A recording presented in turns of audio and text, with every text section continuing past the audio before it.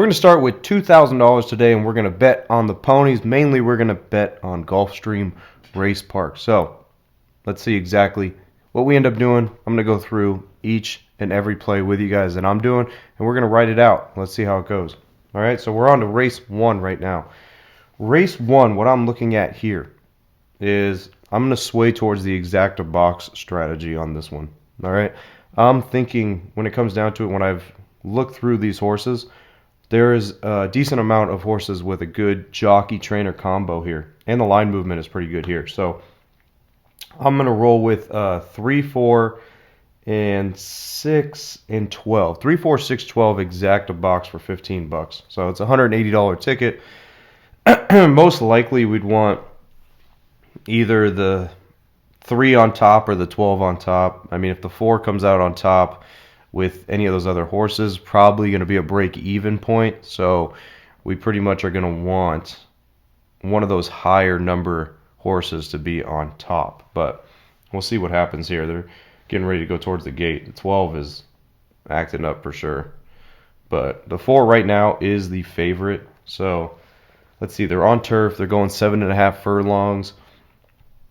This is one of the strategies that I like to put into the game. If you guys have watched when I was at Santa Anita doing the exacta box strategy there, well, how it works is you're taking 4 horses and you're betting them every single way to come in first and second. Now, break even point, you need to at least get it's about 12 to 1. All right, that's your break even mark there where you'll make a little bit of money. But anything above that, you're profiting and you're making money. So let's see what happens here. We're at Gulfstream Park, race 1. We're looking to make some money on this one for sure. Most likely we would like either the 6 on top or the 3 to come on top. If those come out on top with any of the other combination of the horses, we should be able to make some money here. And they're on the turf going 7.5, so let's see how this ends up working out. Gulfstream is such a nice racetrack. Really is. That's where the Pegasus Cup is going to be at the end of this month, I think, January. Yeah, so really nice racetrack. They're getting in line here. We're getting ready to go. 7.5 furlongs is not that big of a distance. I mean, for 3-year-old fillies, it's not. So we'll see what happens here. All right, so we're riding again. We're looking at 3, 4, 6, and 12. Exacta box. Any combination of those to come in first or second. There's the 12 that was acting up a little bit before getting in the gate. All right, here we go. Let's get her going. And like all the announcers like to say, hold on, we're waiting. What's going on here? We got the 13. 13 struggling to get in the gate too. Acting up. All right, need our horses to come out the gate good. There's 3 points. Coming out the gate, 1 turn or 2 turns, and then the finishing stretch. And they're off. The 12 came out bolting. So the 12 came out looking pretty good there. All right, again, we're 3, 4, 6, and 12. Any combination of first and second in that order. All right. 12's coming out pretty good. Let's see what the fraction is here. They might have came out the gate pretty quick. Now on turf, honestly, on turf, when they're rounding home, that's where everybody really kicks into gear. It's not really right out the gate. So 22.65 quarter. That's decently quick. Decently quick. So the 12 shot out pretty quick there. 12 might fade away here. Just because it came out the gate pretty quick. Who's that on the outside? On the outside. Is that the 3? That's the 3. 3 on the outside. That's what we need. We need a 3 or 6 on top. 3's looking good here. The 3 is taking control, taking over a bit. Here comes the 4. Here comes the favorite. We don't want the 4 on top. All right, we want the 4. Preferably, we wouldn't even want the 4 in the first or second spot. We want 3-12 here if we could. All right, we're rounding the corner. Here we go. The 4's up there. The 3's looking good though. 3 and the 4. This is what we need. We need 3 on top. We need 3 on top. 3 on top over the 4 would be good.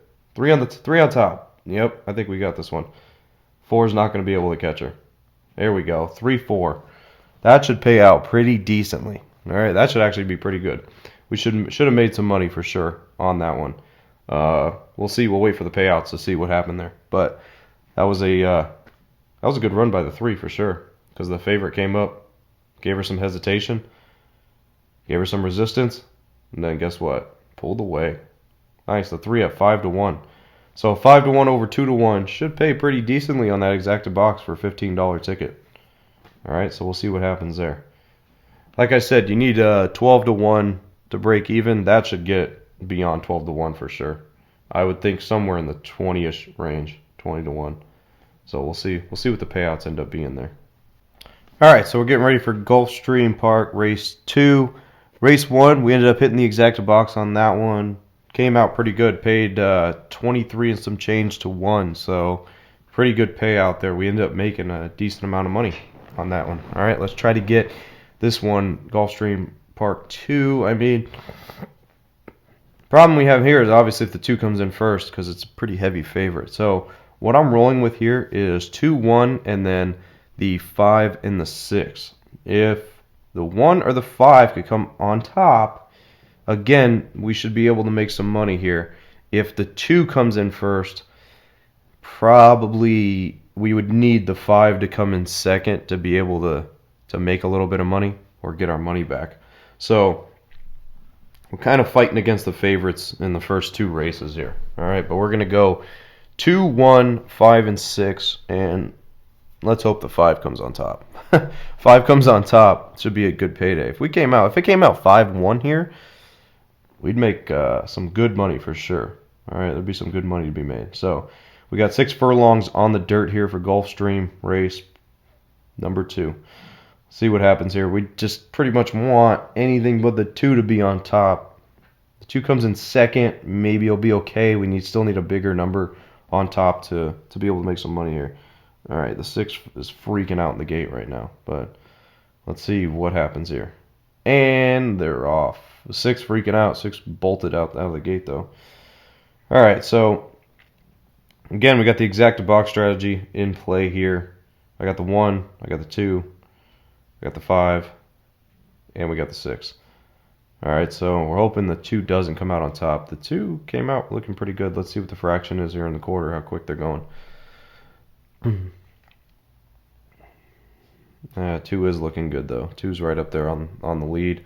The 1 looks pretty good, too. 1's keeping the same pace there. We're at 22.76 in a quarter, so pretty quick. Here comes the 5. Ooh, the 5's roaring a little bit from the back here. We need the 5 on top. That would be perfect. We can get the 5 on top here. It would be clutch.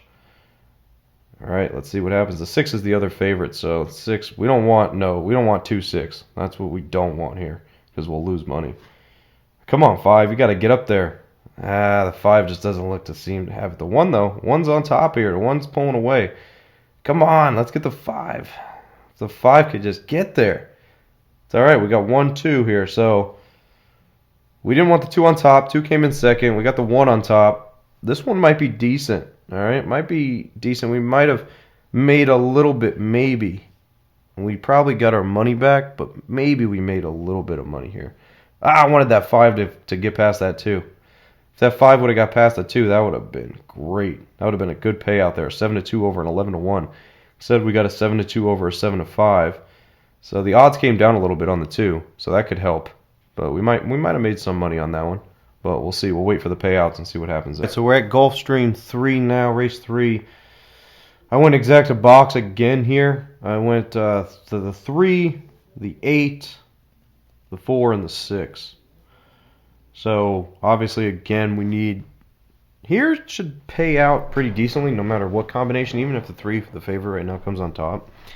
We should be decently okay, but probably would prefer in this order at least the 8 to come on top right now at 8-1. Let's see. I mean, I was tossed up because the 7, I had the 7, and the 7 ended up getting scratched, so I kind of had to scramble to get a last horse in there. I was tossed up between the 5 and the 6, and the 6 had Javier Castellano as the jockey with a decent trainer as well, so I ended up going towards the 6 a little bit. 6 had higher odds, though. But here we go. And they are off. What we're looking for here is It'd be nice to get the 8 on top. We'll get the 8 on top with any other combination should pay out pretty decently. The 8 came out pretty good. This is an 8 furlong dirt race, so this is they're going a decent distance here. All right, but 8 came out rolling right now, steady pace too. So the 8 looks good. Looks good there on top. We need the 3. We don't need the 1 and the 5 though. I was worried about the 5.